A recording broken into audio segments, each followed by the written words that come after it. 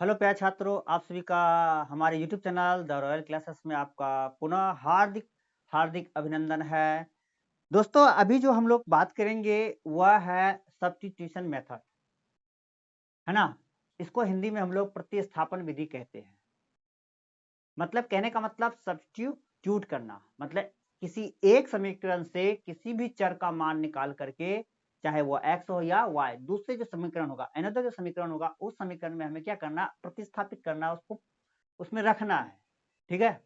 तो हम उसी प्रतिस्थापन विधि को क्या करेंगे, एक उदाहरण के माध्यम से इसको स्पष्ट समझने का प्रयास करेंगे और इस पर हम बहुत सारे इक्वेशंस लिख देंगे। आप उसे क्या करेंगे, अपने घर में बैठ करके इसको सॉल्व करेंगे। जिस प्रकार हम बताएंगे उस प्रकार से अगर आप क्या करते हैं, प्रयास करते हैं, बनाते हैं, तो सारे प्रश्न जो है आसानी से इजी से हल हो जाए। ठीक है? सबसे पहले दोस्तों कि प्रतिस्थापन विधि होता क्या है? जैसे नाम से ही पता चल जाता है, प्रतिस्थापन कहने का मतलब एक से निकालिए और दूसरे में प्रतिस्थापित कर दीजिए, रख दीजिए। ठीक है? उसको हम लोग प्रतिस्थापन विधि कहते हैं।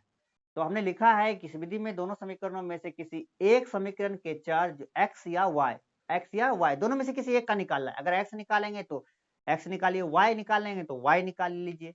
तो y का निकालिएगा तो x का वैल्यू निकलेगा और x निकालेगा तो y का वैल्यू आपको क्या होगा, मिल जाएगा आसानी से। ठीक है? और दूसरे समीकरण में क्या करना है, आपको प्रतिस्थापित करना है। जैसे प्रतिस्थापित कीजिएगा वह एक चर वाला रैखिक समीकरण बन जाएगा, उसको हल करके आप उसका मान निकाल लीजिएगा।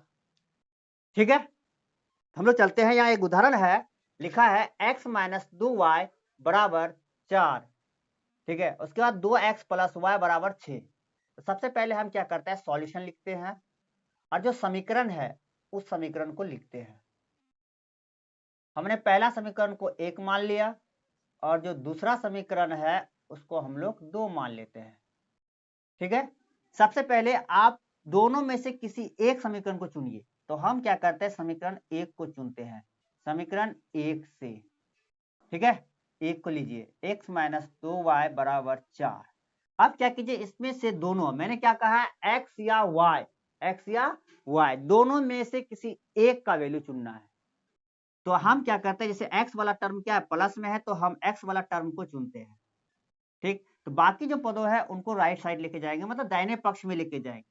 तो x बराबर हो जाएगा, ये माइनस जब उधर जाएगा तो वो हो जाएगा 4 के साथ प्लस में, क्योंकि माइनस जब अपने पक्ष को बदलेगा तो उसका चिन्ह बदल जाएगा।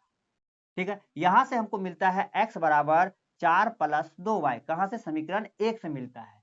तो हम क्या करते हैं, x का मान जो है, x का मान हम समीकरण, जो अलग समीकरण है, दूसरा जो समीकरण है, पहला से निकाले हैं तो दूसरा में रखना होगा, अगर दूसरा से निकालते तो हम पहले में रखते। तो हम समीकरण 2 में क्या करते हैं, रखते हैं, प्रतिस्थापित करते हैं, या x का मान समीकरण 2 में समीकरण 2 में रखने पर। ठीक है? चलिए रखते हैं। समीकरण 2 क्या है मेरा, 2x प्लस वाई बराबर 6 है। तो कहने का मतलब x का गुणांक यहाँ 2 है तो 2 से गुना होगा और x का वैल्यू है 4 प्लस 2y। तो हम यहाँ रख देते हैं, इसको प्रतिस्थापित कर देते हैं, 4 प्लस 2y प्लस y बराबर 6। अब ये 2 को गुना कर दीजिए, 2 चौके 8, अब प्लस गुना प्लस प्लस रह जाएगा, प्लस फिर प्लस से गुना होगा तो प्लस होगा, 2 गुना 2, 2 गुना 2 4 y प्लस y बराबर 6। 4y और 1y मिलके हो जाएगा आपका 5y बराबर 6। हमें निकालना है y का वैल्यू। देखिए ये एक चर में हो गया, तो एक चर वाला लिखित समीकरण का हल तो बहुत इजी है कि उसको आपने बाई साइड में रखिए, ये प्लस में है तो प्लस में रहा, और ये 8 है, जो 8 को हम लोग क्या करते हैं, जो संख्या है जिधर, है ना, दाहिना साइड में क्या है, 6 है, ये भी 8 है, ये दोनों क्या है, संख्या है सेम, तो संख्या को एक तरफ ले आइए। तो प्लस 6 है तो ये प्लस 8 इधर आएगा तो माइनस 8 हो जाएगा। तो यहाँ से हमें मिलेगा 5y बराबर हो जाएगा, 6 में 8 घटेगा तो मेरा -2 होगा। देखिए ये प्लस है, ये माइनस है, और समान चिन्ह है तो घटेगा, तो 8 में 6 घट गया तो बचा 2, तो हमारा 8 है, 8 का चिन्ह हो गया। तो यहाँ से हमें निकलता है y का वैल्यू -2/5। तो इस प्रकार हमें क्या हो गया, y का वैल्यू हमें मिल गया -2/5 और इस y का वैल्यू को हमारे समीकरण 1 में क्या करते हैं, यहाँ रख देते हैं, तो हमें किसका वैल्यू आ जाएगा, x का वैल्यू आ जाएगा। तो हम क्या करते हैं, आगे चलते हैं, y का मान हम जो है समीकरण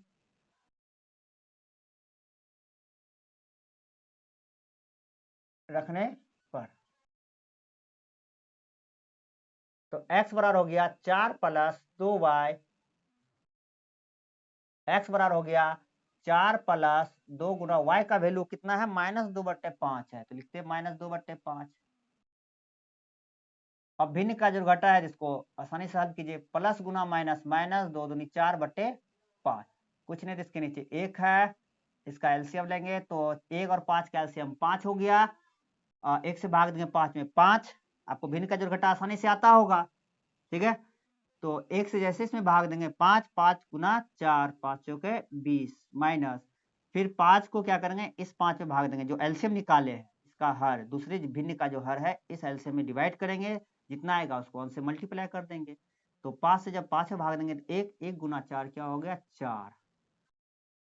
यहाँ देखते हैं 20 में 4 घटा 16/5, अतः हमारा x का वैल्यू आ गया 16/5 एवं y का जो वैल्यू आया था वो आया था -2/5।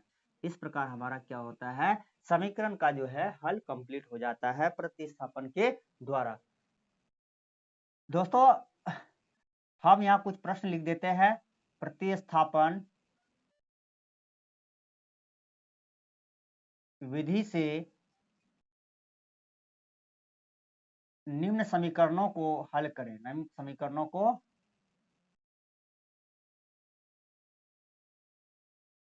हल करें। तो पहला समीकरण हम आपको लिख देते हैं, x + y = 4। पहले छोटा छोटा समीकरण को हल कीजिए, जैसे जैसे छोटा छोटा हो जाएगा तो आप जो है बड़े बड़े समीकरण को भी आसानी से हल कर दीजिएगा, ठीक है। तीसरा हो जाएगा, हम आपको बटे में भी कुछ समीकरण दे देते हैं, जैसे 4x/3 + 2y/5 = 3, है ना, x - 6y = 8। जो बटे वाला समीकरण है उसको पहले आप क्या करें, पूर्णांक में बदल दीजिए, उसको पूर्णांक में कन्वर्ट कर दीजिए, उसके बाद उसको सॉल्व कीजिए, आसानी से समीकरण हल हो जाएगा। अगर नहीं हो आपसे होगा तो आप हमें कमेंट करें, ताकि हम अगले वीडियो में इसके बारे में एक उदाहरण के साथ जो है बहुत अच्छे से आपको हम समझा देंगे, ठीक है। एक और क्वेश्चन हम लिख देते हैं, x - 6y = 5, 3x + y = 8। ये 5 क्वेश्चंस है आपको होमवर्क के रूप में। इस क्वेश्चन के आधार पर आप क्या कीजिए, प्रतिस्थापन विधि को रिवाइज कीजिए। दोस्तों धन्यवाद। अगर हमारे यूट्यूब चैनल को आप सब्सक्राइब नहीं किए हैं तो कृपया हमारे यूट्यूब चैनल को अधिक से अधिक सब्सक्राइब करें, शेयर करें।